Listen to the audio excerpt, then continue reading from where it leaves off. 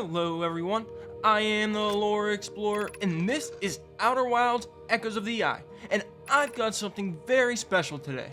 Both Alex Beecham and Lone Vernal were kind enough to sit down and answer lore questions of mine via email, and I'm very excited to share them with you.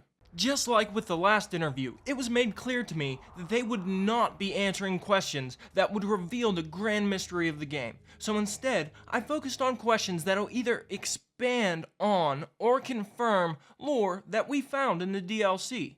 But to be honest, it really did help my understanding of Echoes of the Eye and the Owlks in general.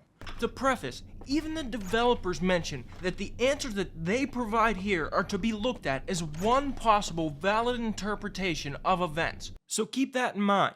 To start out, I'm just going to be reading my questions, and afterwards I'll likely comment on the implications of the answer and react to it. But when giving the answers that Alex and Lone provided, I'll put up a picture of both of them to represent them replying. Everything in that picture up will be direct quotes from the email. So, let's get into it. Okay, starting off with the hard-hitting questions. So, why do the lights on the Stranger Dam blink on and off? To draw players' attention, and because it looks cool. And that makes a lot of sense. I couldn't think of many reasons the dam would actually be blinking on and off like that, but I was sort of hoping it's because the Owlks flew around the Stranger with their bird-like features and needed to be able to see it. That would be super cool, but I suppose it wouldn't make all that much sense. So next up, near the end of the loop, we find what seem to be giant radiators in the water near the end of the river. They're giving off massive amounts of heat. Now, spaceship radiators point out into space to radiate the heat away from the ship. So this doesn't seem to be a radiator for the ship itself. So the question is, what the heck is this radiator for? I'm guessing that these have to be radiators for the Stranger itself, and the Owlks are water cooling their gaming PCs like badasses. But in reality, do they serve another purpose? And they said, yep, they're heat sinks. Also, one of the main reasons the dam exists, which means they predate the simulation, although they were definitely useful for that too. So basically, the whole river system on the Stranger functions with a double purpose, one being as a radiator. The heat is all transferred to the giant panels at the end of the river, and the water flows by and wicks heat away from these panels to cool them down.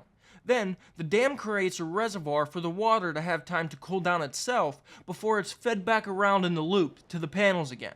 Apparently, they were here before the simulation was made, so maybe it's just to cool down all the computer parts we see naturally here, the electricity for all the lights and the screens we see with the Stranger, and how all that's controlled, and all the building's functions and so on. Either way, it's a pretty cool detail if you ask me. Anyway, moving on to more important things. The towers that host the simulation's base fires. We find antlers on each one of them. We also find wires leading to all of these towers running through the ground nearby. Plus, the green base fires all have wires running under them as well. Then, the Cinder Owl's tower has 4 antlers and discs on top, one corresponding to each of the other towers. The light in the antlers and the wires also look like the information from inside the simulation. Could you guys clarify what this antler system connecting all the towers is, and if it connects to the other aspects I mentioned, such as the wires and so on? The antlers are antennae that wirelessly connect the 4 dream fires so that the dreamers at different fires can experience a shared instance of the simulation. The Cinder Owl's tower is the hub where the 4 fires are networked together.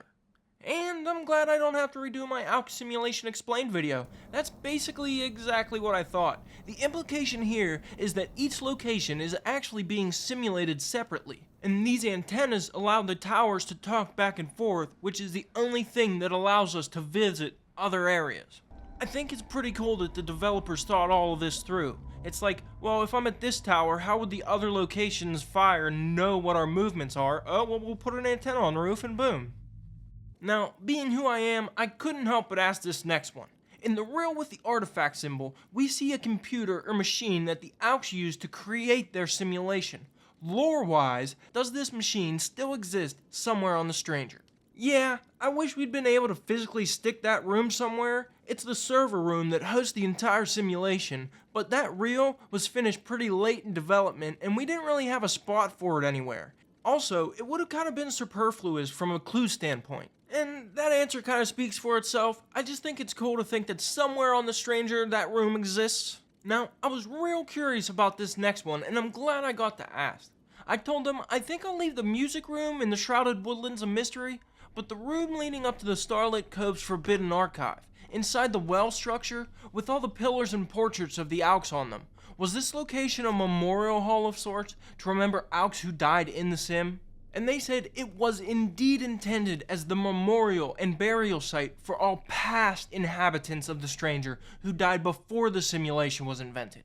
It might even include some of their ancestors, those who died on their homeworld. See below about their fear of loss and death.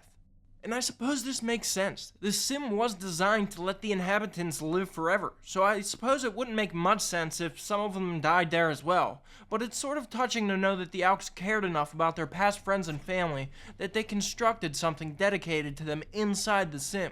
And I suppose it may have something to do with their fear of loss, but still, let's focus on the good of it. Now, this next one is probably pretty obvious to a lot of people, but it was something that I often thought about because it wasn't ever, certain. We never knew for sure. And it's, were the inhabitants of the simulation also forbidden from visiting the Forbidden Archives? Or are the Forbidden Archives only restricted for outsiders, and can I say forbidden enough?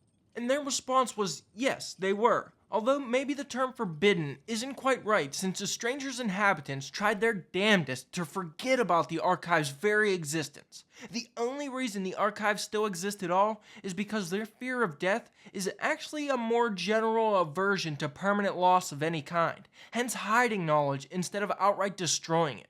Now, this is actually very enlightening to me. I immediately noticed while playing the DLC that the real room in the hotel plaza was basically empty. There were no reels on the walls, as if they were even hiding from their past inside the sim. But I sort of thought that visiting the archives may be something the inhabitants did every once in a while. I thought maybe that's why they were at the music room.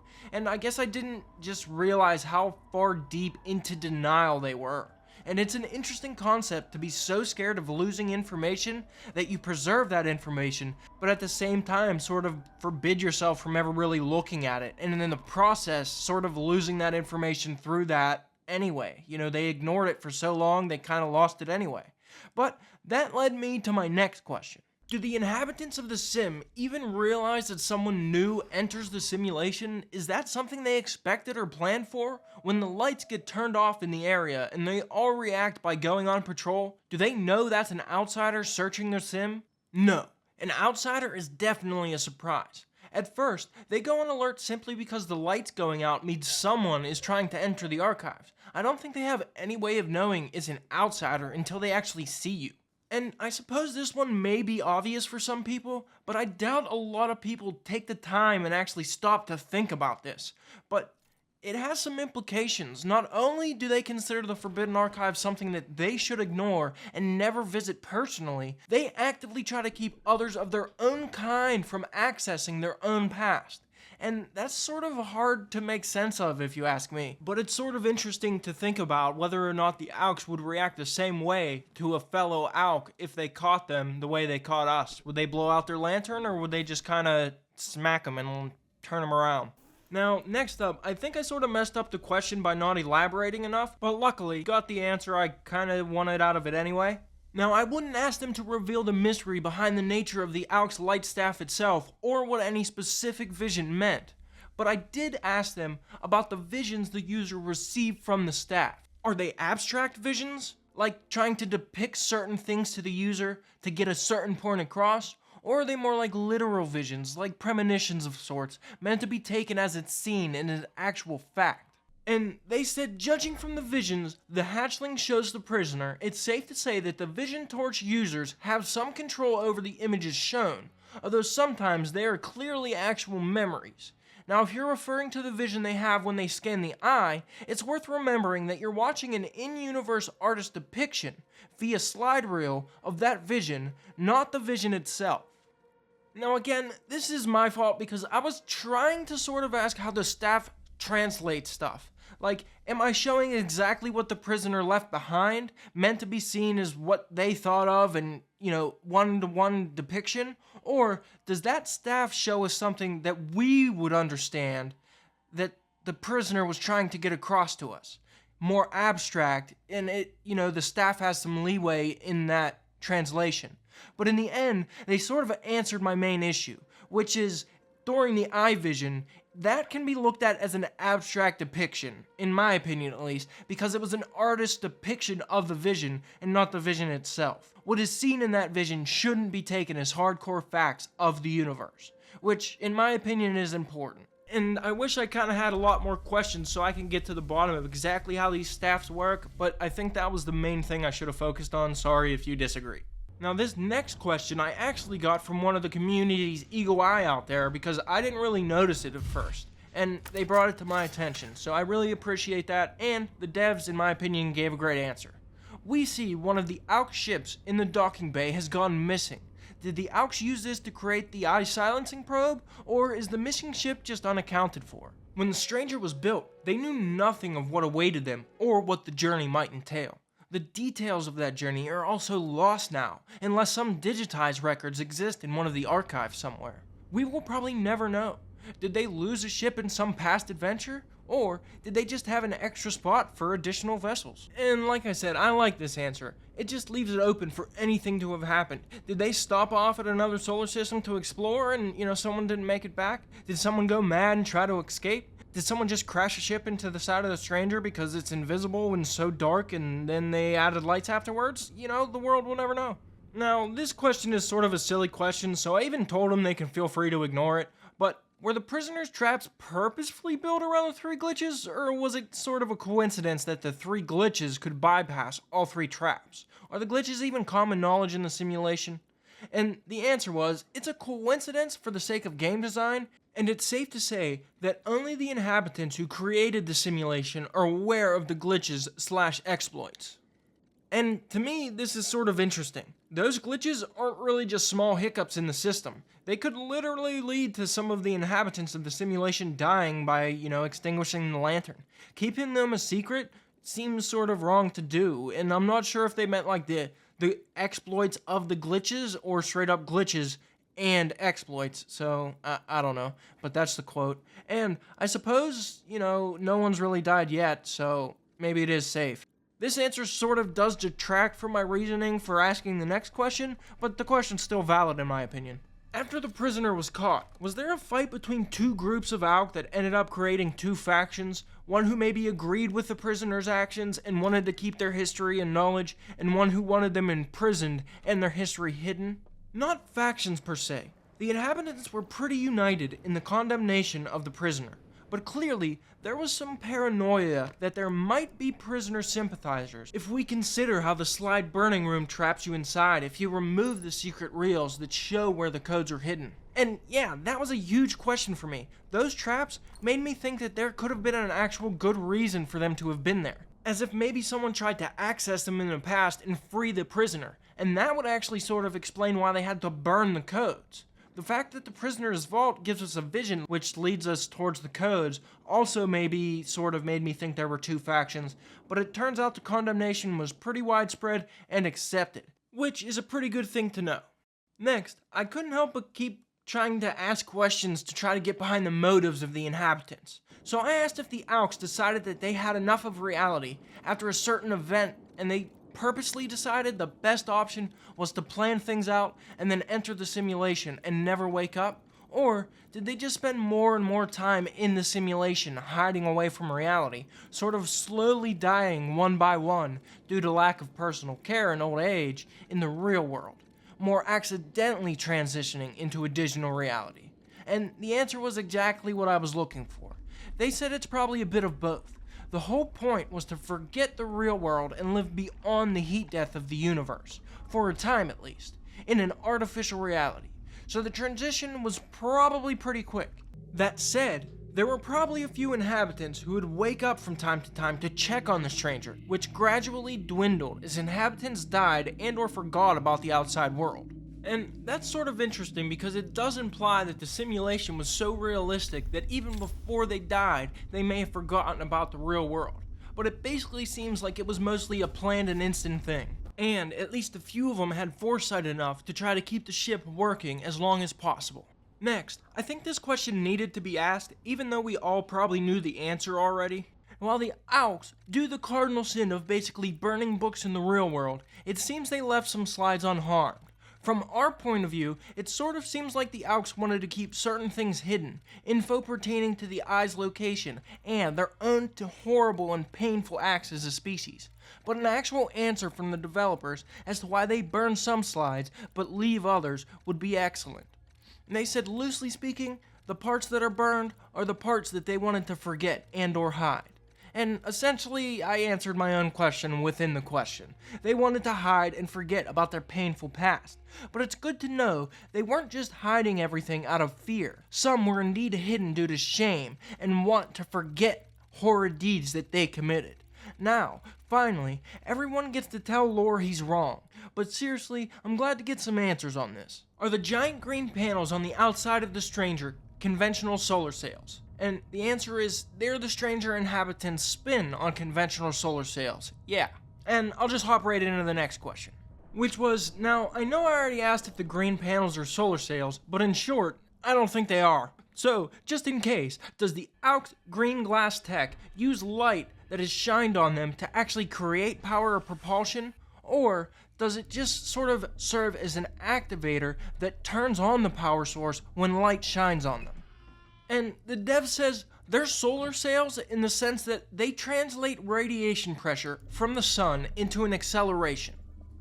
Now, I'm hoping they kind of realized I was talking about the other green glass tech on the stranger. You know, when you enter, you shine your light on the green glass and it rotates, and the elevators and doors and all of that stuff. So hopefully that's what they're referring to as well, and it turns out that your flashlight actually does get off some sense of solar radiation, so I guess it could make sense, but this actually means that the small orb on the raft is indeed the same thing as the giant green panels, and it propels the raft in the same way, solar radiation, except it's solar radiation coming from my flashlight. And I guess that just means I have to assume personally that the Owlks are a species that were able to master light, and so they're able to just make this all work in the way we see in the game.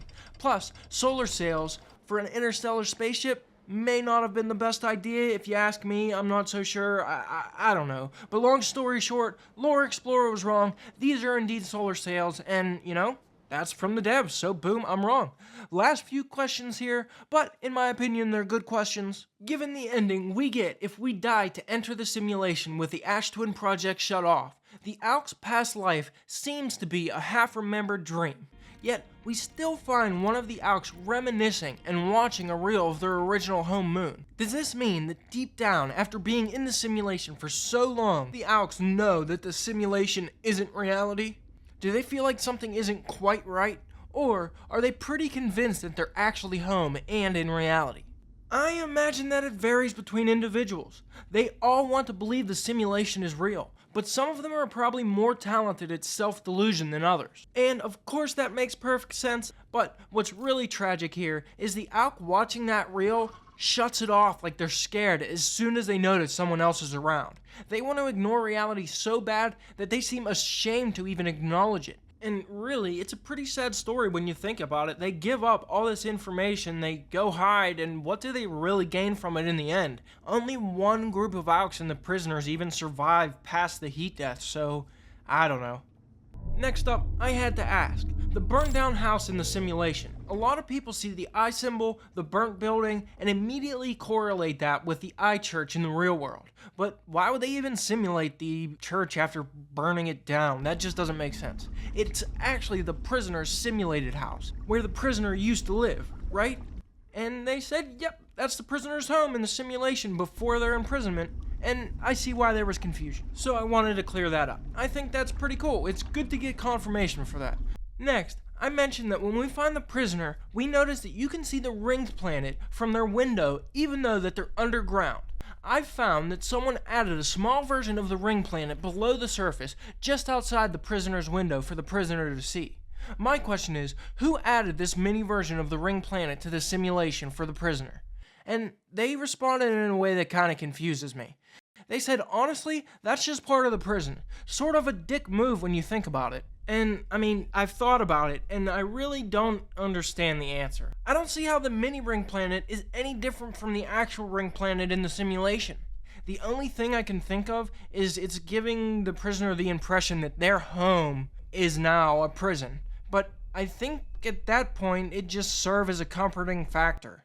You know, just like the Owlks look up and they feel like they're at home, I feel like that would be the same for the prisoner. I just don't understand what the difference is. But also, like I said at the very beginning of the video, the dev's interpretation has more weight than the average player. So, you know, dick move, brah, apparently. The second and the last thing I asked him was to give us a brief timeline of the Owlks' journey. And to make this easy, I'll do this in numerical order. 1 was the arrival at the Eye of the Universe. 2, the Eye is scanned and the temples are destroyed. 3, the Eye Jammer was constructed and used to block the Eye's signal. 4, the stranger travels from the Eye to its current location that we find it at the start of the loop, so it can use the sun for solar energy. The cloaking field is invented and deployed at this time. 5, the simulation project started and artifact experiments began. 6, the simulation was completed and inhabitants entered the Dreamfire rooms to go to sleep. 7, at some point, the prisoner is shown how to enter the symbol room in the Cinder Owl's tower. 8, the prisoner wakes up and deactivates the Eye Jammer. 9, the prisoner is caught and imprisoned within the vault. Vault codes are placed in the Cinder Owl's tower's secret symbol room. The Eye Jammer is reactivated.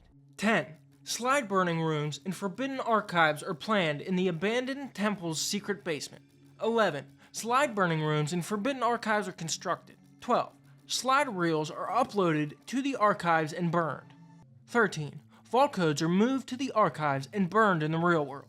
14, years later, the vault codes are destroyed in the archives themselves for unrevealed reasons. This is the only instance in their history of knowledge being permanently erased. 15, the inhabitants die of old age. And finally, 16, the nomad crash in Dark Bramble, the interloper arrives, etc. And holy crap was that helpful. There is so much information in that.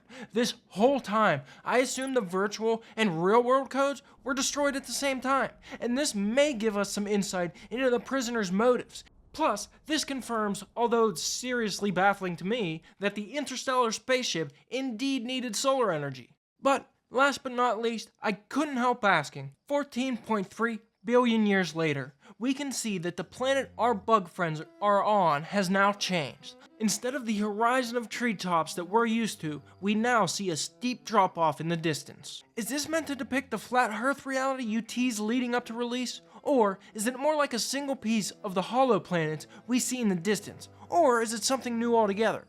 And they said, we revised the art in that scene so the quote-unquote planet in the foreground matches the inverted quote-unquote planets you see in the sky, meaning they're all inverted spaces. And this is sort of what I expected. The planets we see in the distance have molten metal cores, so the inside of the planets have all sort of been melted away. Yet we see rivers and trees growing on the undersurface, as if gravity was inverted there. And what we see 14.3 billion years later is a small piece of planet like the ones we see in the distance for Timber Earth as well. And either way, looks like the flat Earth to me, bro. Time for some conspiracy theories. But jokes aside, that's just about all I have for everyone today. A huge mega thank you to Alex Beecham and Lone Vernal. The care that they put in their community in-game is just epic, and that's evident in the game. And I'm very lucky to have found a game with such kind creators, so sincerely, thank you. And hopefully, if you all appreciated the questions that I decided to ask, sure, we all want to know exactly what the Eye is, or, if there'll be a sequel, but I assure you I wouldn't have gotten that. So I decided to ask questions that would either help or further our understanding of the DLC, so I hope you appreciated that. And if you did, consider liking, subscribing, and sharing the video to get it out to as many people as possible. And I have literally over 200 exclusive videos pertaining to Outer Wilds, so you won't regret subscribing. As usual, a big thank you to the members here on the channel. I appreciate you all so much that I'm willing to search through 29 names to see which one of you changed your name to Mango compared to last week. So, thank you, Mango. You are epic, and I appreciate you. As always, this is a Lore Explorer, grateful to be in the position to be able to make this video for you all. Thanks for watching, and I hope to see you in the next video.